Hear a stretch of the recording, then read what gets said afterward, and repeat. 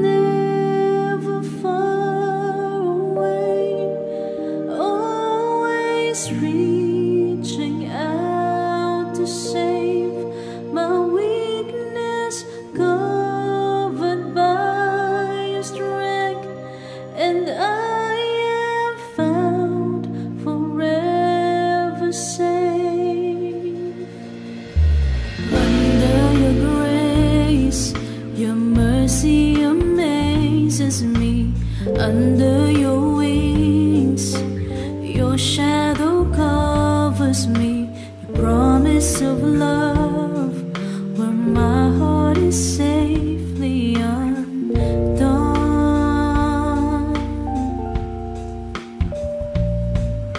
Speak to me, Lord, your servant is listening. Over the noise, I hear you whispering. My hope has come, and my heart is safely undone.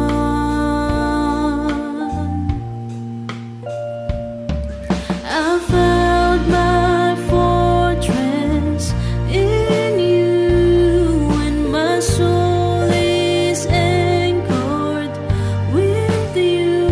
My resting place is in your name, forever safe. Speak to me, Lord, your servant is listening. Over the noise, I hear you whispering. My hope has come, and my heart is safely undone.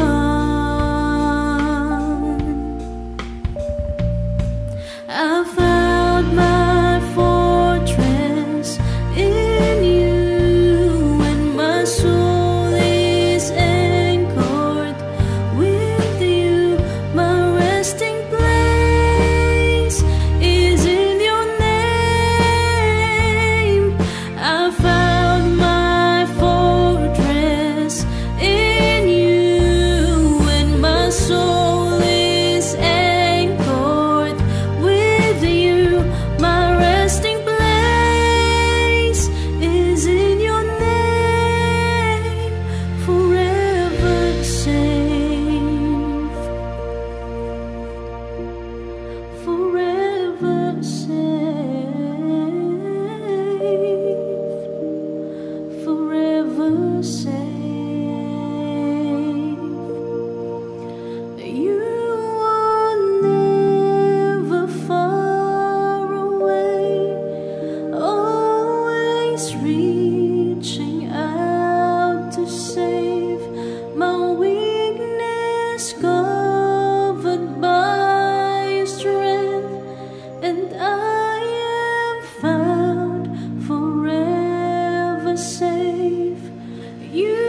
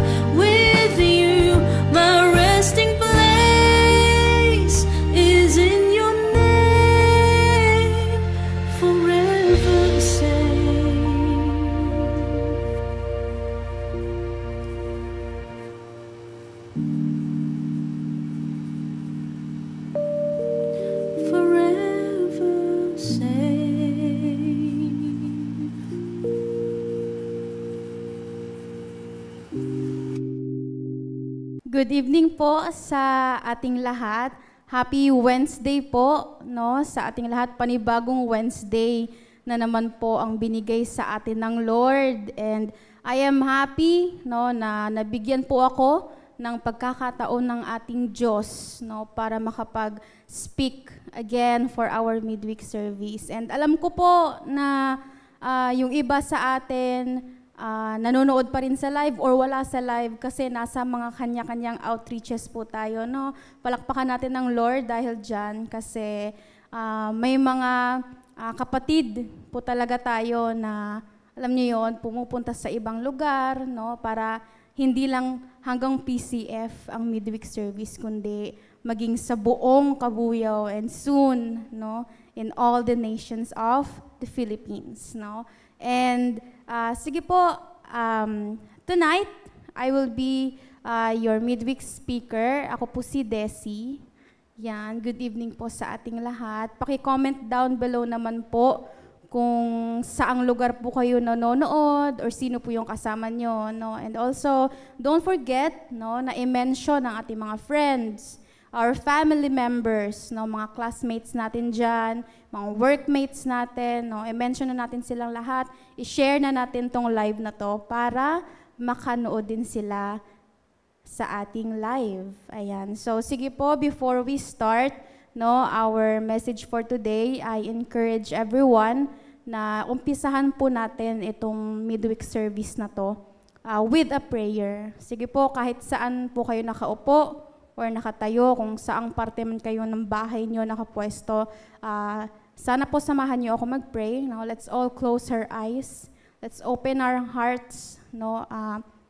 Gawin nating puro ang ating mga puso para kausapin ng Lord, no? Kahit hindi tayo sama-sama tonight. Sige po, we worship you, Jesus. We glorify your name, Panginoon. Tinataas namin ang pangalan mo sa lahat ng pagkakataon, Lord God. We thank you, Panginoon, for the gift of life, Lord. Maraming salamat, Panginoon, sa panibagong araw, sa panibagong gabing ito, Panginoon, na binigyan niyo po kami ng chance, Panginoon, na magkatipon-tipon, Lord God, even though we're online, Panginoon, para together we will hear and we will understand, Panginoon, your words. We will meet you tonight, Lord God. Makikita, makakasama, Panginoon, at makakausap ka ng puso ng bawat isa. We rebuke, Panginoon, all the distractions, all the plans of the enemies. And I pray, Panginoon, na bigyan niyo po kami ng knowledge and wisdom, Lord God. Bigyan niyo po kami ng puso, Panginoon, na uhaw sa'yo, uhaw sa salita mo, Lord God. And we declare a victorious midweek service, Panginoon. Maraming salamat po. In Jesus' name we pray. Amen and amen. Okay, so this month of May, no, may panibagong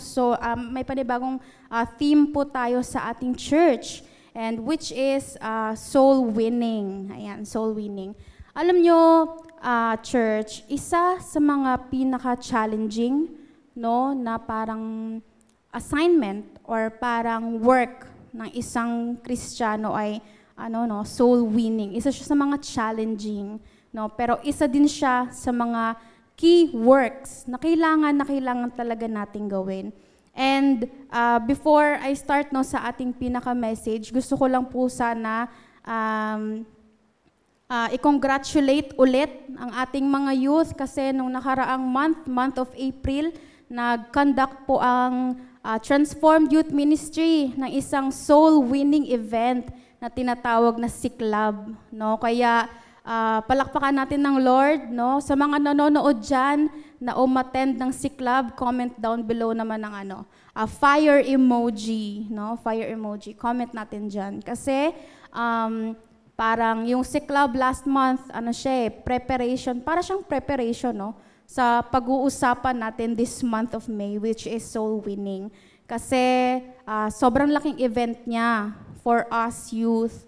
And maraming salamat sa Lord kasi sobrang biniyayaan niya kami ng kanyang pagsama, no? Kasi victorious po ang ating Siklab event last month. Ayan. So salamat din po sa ating mga youth pastors, no? Ang ating mga leaders and pastors na nag-guide po talaga sa lahat ng kabataan. No? Hindi lang para sa event mismo, kundi para makapag-win talaga ng tao. Ayan. So speaking of winning people, no? Nung nabigay po sa akin yung notice na magsispeak po ulit ako sa midweek service, no? And ito pala yung yung theme, yung soul winning. Naisip ko, hala, parang mahina ako dun Medyo, talaga siya sa akin, challenging, no? Sabihin nga po natin challenging. No? Sobrang challenging niya. And naisip ko na parang, ano ba yung mga ginagawa natin sa soul winning? No, invite, no? Magme-message tayo, dadalhin sa church. Naisip ko, may isang term na biglang nag-pop up sa isip ko. Ano siya? Win over. Sabi ko doon, win over.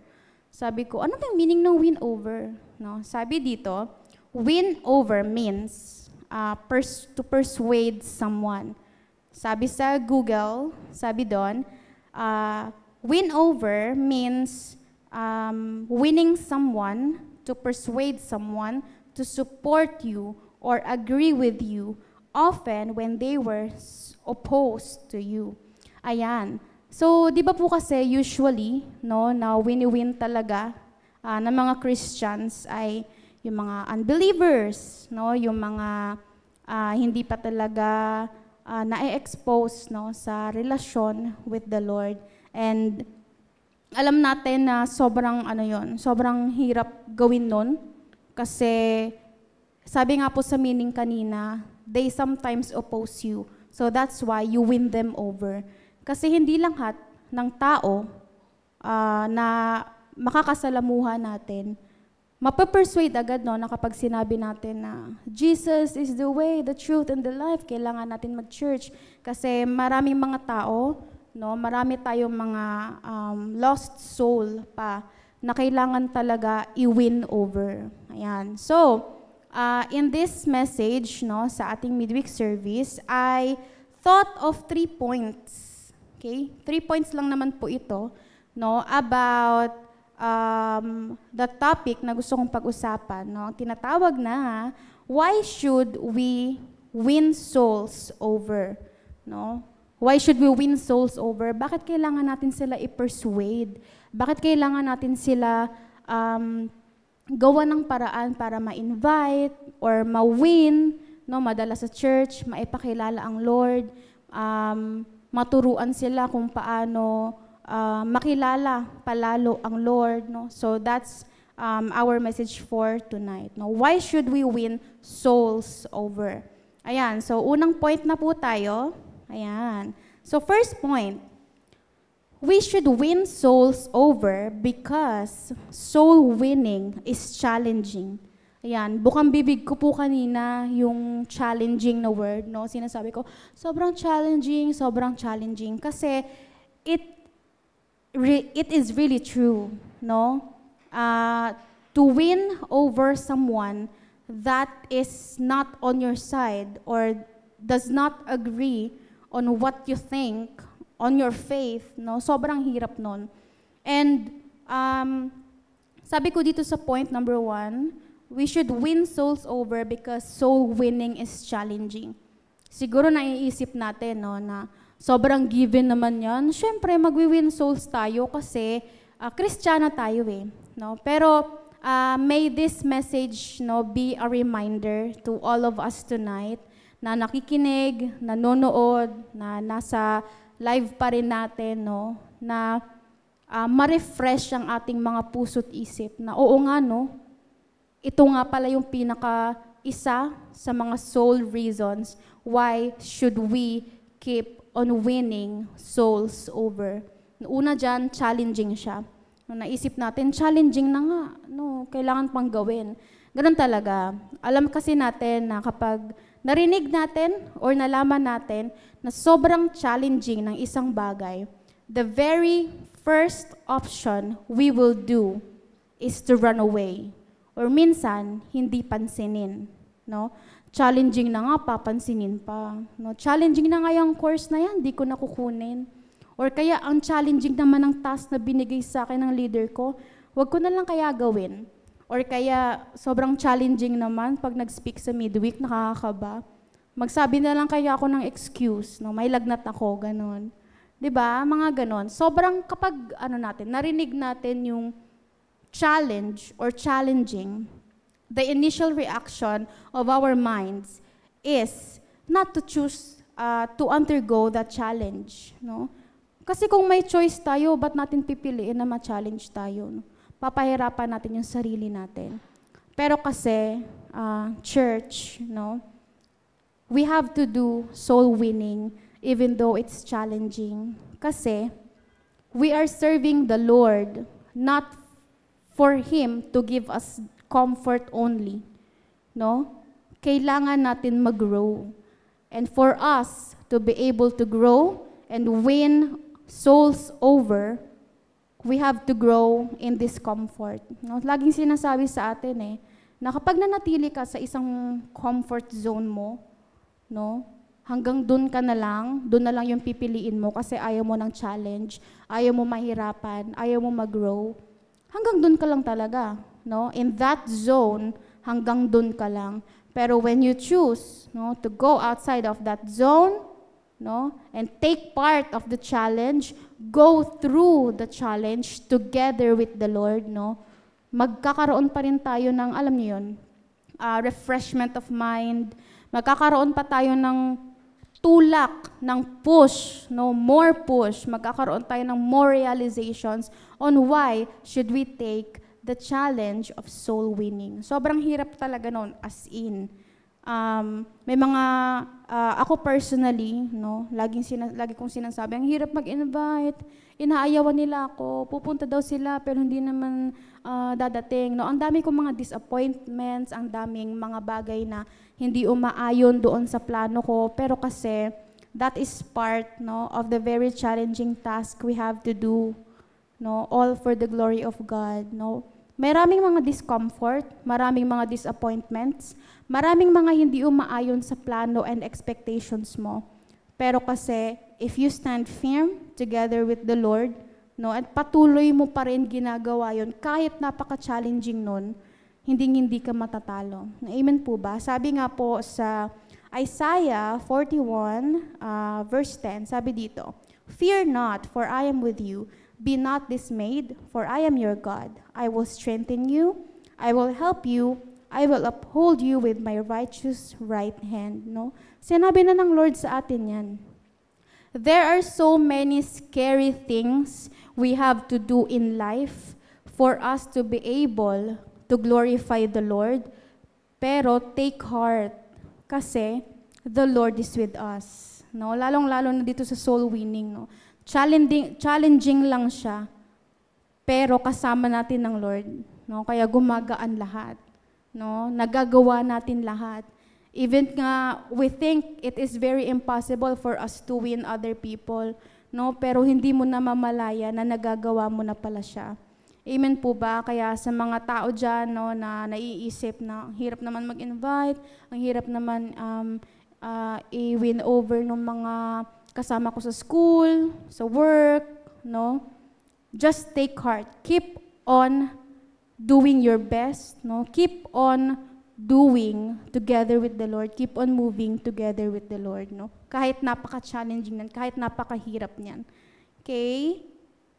So sana lagi nating i-remind sa sarili natin, no, na hindi lahat ng pangit na bagay or mga challenging na bagay or mahihirap na bagay talagang pangit lang, no? Naalala ko nung previous club, no, sabi ng isang guest speaker, si Pastor Roderick, no, sabi niya sa kanya message noon, pinapili or may dalawang sides siyang pinresent sa mga kabataan sa event na yon.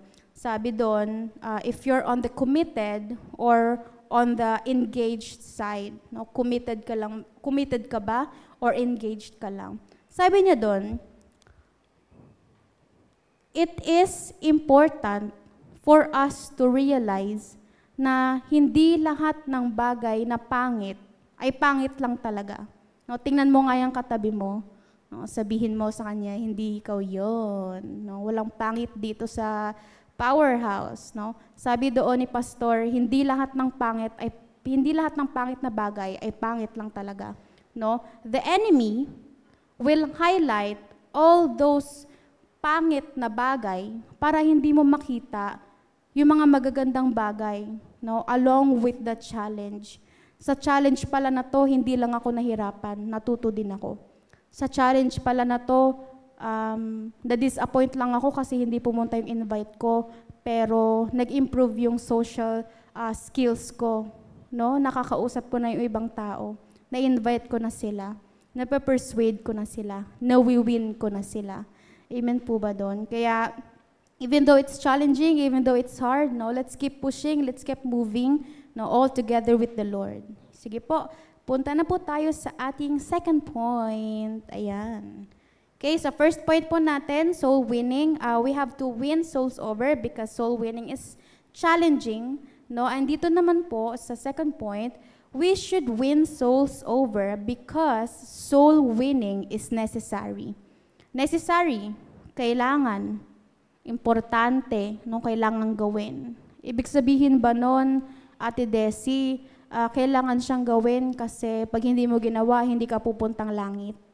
Or kaya pag hindi mo ginawa, papagalitan ka ni pastor, no? Or kaya pag hindi ka nag-win ng souls, papagalitan ka ng leader mo, no? Ganun ba 'yun? Yun ba yung meaning kung bakit necessary ang soul winning? Hindi po. Kasi isipin po natin na the fact that we are all sinners, no? Na hanggang ngayon, no, sa mga blood natin, we are still sinners. Sa lahat ng nagagawa natin daily, no, nagagawa pa rin natin yung mga bagay na nasasaktan ng Lord, against sa Lord, no. Kaya those are some of the reasons why soul winning is necessary. Makasalanan tayo, and so we have to make it up for the Lord. No? Kailangan din natin bumawi sa Lord through inviting souls, lost souls, pabalik sa Panginoon. Kasi sobrang kailangan, no, ng soul winning, hindi lang dahil may gusto tayong madala sa church, hindi lang dahil may gusto tayong madalang invite, kundi dahil gusto talaga natin na yung blessing ng Lord hindi lang hanggang sa atin. Yung presensya ng Lord, hindi lang tayo ang makakita. Yung relasyon na gustong ialay sa atin ng Lord, hindi lang tayo ang makaranas, kundi pati ang ibang tao. Amen po ba doon? No? Most especially, no, sa mga kapwa ko kabataan, no, na napapansin natin, there are so many young souls, no, na sobrang, alam niyo yun, nawawala talaga. And so, church, no, we have to empower ourselves, no, in order for us to go to battles, no, to the spiritual battle, na maging prepare tayo pag pumunta tayo dun sa gera, maging powerful tayo enough, no, to bring those souls na gusto nating makatagpuan din ng Lord. Amen po ba? Sabi dito sa Acts chapter 3 verses 19 to 20, sabi po, "Repent then and turn to God, so that your sins may be wiped out, that times of refreshing may come from the Lord, and that He may send the Messiah who has been appointed for you, even Jesus." No?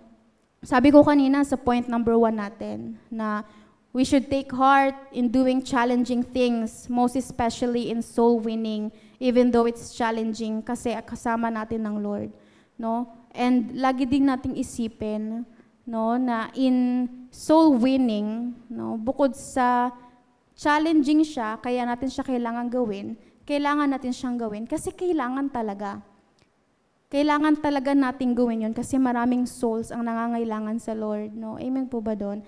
Kahit nga tayo kahit tayo na na-win na, we still need more of God. Kaya nga po ginagawa natin ng paraan, no, na umattend ng mga trainings, ginagawa natin ng paraan na ma-expose talaga sa salita ng Diyos, ginagawa natin ng paraan na mag-take part sa leadership para mag-improve, kahit nakakatakot ang mga improvements na kailangan nating gawin, no, gusto nating gawin yon Kasi kailangan, no? Kailangan tayo ng mga lost souls na makakatagpo natin in everyday in our lives, no? Sa school, sa work, kahit sa bahay, kapitbahay mo, no? Or random people. No? Kailangan natin i-improve yung sarili natin for us to win people over, to win souls over. Okay po? So, punta na po tayo sa ating third point. No, third and last point. Okay. Sabi ko po dito, no, sa first point natin, soul winning is important because it is challenging and we have to do it. Point number 2, soul winning is important because it is a necessity, no, to us Christian. And the third, why should we win souls over? It is because soul winning is our mission. No, alam na natin yung mission natin eh, to win souls and make disciples. No, sabi po dito sa Matthew 28 verses 19 to 20, "Therefore go and make disciples of all nations, baptizing them in the name of the Father and of the Son and of the Holy Spirit, and teaching them to obey everything I have commanded you. And surely I am with you always to the very end of the age." No? Alam natin eh, na isa yun sa mga misyon na kailangan nating gawin. Kaya nga siya kailangan eh. And kaya nga siya challenging eh. Kasi mission siya. No? Wala pong mission na napakadali. No? Ibig sabihin, walang improvement no? Kapag madali nating nagagawa. Or wala tayong improvement na nakukuha kapag madali lang nating nakukuha. No? Sabi nga dati sa atin eh, na alam niyo yun, for a diamond no, to be polished, it must go under through extensive na heat, no, para maging diamond talaga siya. And it is the same idea applies no dito sa mission natin, kasi walang mission na madali, no, lahat ng mission kaya nga siya ginagawang mission eh, kasi given na mahirap siya and given na kailangang efforts ang gawin doon. Okay? And also lagi nating isipin no na in winning souls, no, kailangan talaga natin i-work out yung prayer life natin, no, yung theme natin the other month, no, yung prayer, no, kailangan din natin i-work out yung prayer life natin in winning people, in winning souls over. Kasi kapag nag-win lang tayo kasi gusto lang natin may madala or gusto lang natin may disciples tayo na maipakita, no? Hindi yun hindi yun magiging successful. No, let's all do no everything na guided talaga ng Lord. Amen po ba doon? Kaya sa mga soul winners diyan, no, sa ating mga soul winners na nahihirapan, sobrang challenge or kaya nalilimutan na kung paano mag-win or kaya nalilito na kung paano ma-win kasi ang hirap-hirap na talaga mag-win these days, no? Naisip na natin na sobrang challenging na talaga, sobrang limited na yung kilos natin in winning souls, no? Wag nating kakalimutan na in our mission, no, pinangako na ng Lord sa atin, church, that all throughout this spiritual battle we are in, no, kasama natin ng Lord. And also, gusto ko lang din i-highlight, no, tonight, aside from the fact na importance or aside from the importance of soul winning, no, gusto ko lang din i-highlight sa bawat isa, no, i-remind for everyone na hindi lang mga first-timer or mga unbelievers, no, ang kailangan nating i-win. No, ibang tao na kailangan natin i-win, yung mga kapatid natin, no, na nawala na, no, may mga nagkaroon ng problema, tapos napalayo sa Lord, no. This is your reminder tonight, no, na i-chat mo na siya, no, i-chat mo na yung kaibigan mo dati na nag-church kaso nawala, no. I-chat mo na siya, i-remind mo sa kanya na on Sunday, may Sunday service tayo, may online din yun, no. And also, this is a reminder na hindi lang yung mga unbelievers at yung mga taong gusto mong i-revive ang iwin natin, kundi pati ang ating mga sarili. Kasi hindi natin namamalayan, madalas, no, sarili natin yung nagiging mortal enemy natin. Kaya naman, lagi mo i-remind sa sarili mo, no, na I have to win myself over. No, kailangan ko i-win ng paulit-ulit ang sarili ko. Kailangan ko mas kilalanin pa ang Lord. Kailangan ko mas ma-expose pa sa Lord. Kailangan ko mas magkaroon pa ng matatag na relasyon sa Lord, no, para mas magamit tayo ng Lord mightily. And also, before I end, no, sa aking message tonight, I would also like, no, to emphasize the importance of soul winning sa mga kapwa ko kabataan dyan. Kaya in-encourage ko po kayo kanina, no, before tayo mag-start, na i-share na natin, i-mention na natin sila, no, i-mention na natin sila, tas i-share na natin, tas i-follow na natin yung mga page natin para mas maraming maabot, no, yung mga gantong lives natin. I would like to say, no, sa lahat ng kabataan na this kind of preaching na naririnig nyo, nakikita nyo in Facebook, in all social media platforms, that these are not just empty words, no? When you hear messages like this everywhere, no, Facebook, Instagram, TikTok, kahit saan, it is not an accident, no? Gusto ko i-emphasize yan na preachings like this is not just an accident. Hindi mo lang basta narinig yun, no? It will never be an accident. We, all of us, no, have a purpose. All of us have a mission, no? Kaso, hindi pa lang natin nakikita yun. Kasi hindi pa natin hinahayaan na ang Lord ang pumasok sa atin. Kaya, tonight, no, I would like to encourage, really, really encourage everyone, most especially the young people out there, no, na let God win you over. Okay? Let the people given by God win you over. No? Kaya sana maging maging encouragement, maging motivation, no, ang message na ito sa mga tao na nandyan, na nai-invite, no, na nabibigyan ng, alam niyo yun, invitation, no, to go with them inside the church, no. Sana magkaroon tayo ng puso, no, na hayaan ng Lord na i-win over tayo. Hayaan natin yung mga tao, no, na bigay ng Lord sa atin na i-win over tayo. Kasi hindi natin alam na sa simpleng invitations, no, sa simpleng pakikipag salamuha, or sa simpleng pagsama mo, no, sa isang Sunday service, hindi mo mamamalayan, no, na may encounter mo na pala ang Lord through that. Kaya sana may natutunan po tayong lahat tonight, and sana magkaroon po ulit tayo, no, ng fire sa ating mga puso to win more, no, to connect with other people more, no, na i-remind sila that you are here, no, that the Lord is here with us, and that we want to bring them as well closer to the Lord.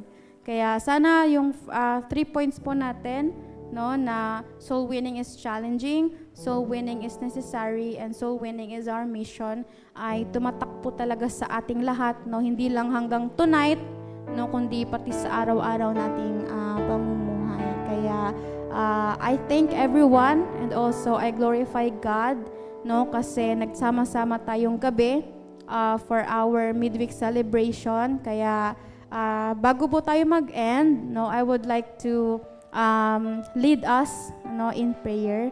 Sige po, let's all close our eyes, no. If gusto mo itaas yung kamay mo, itaas mo yung kamay mo para sa Lord. If you want to kneel down, no, para papurihan ng Lord, you can kneel down, no. You can talk to Him, no. You can talk to God. Isipin natin na kayong dalawa lang yung nag-uusap dyan.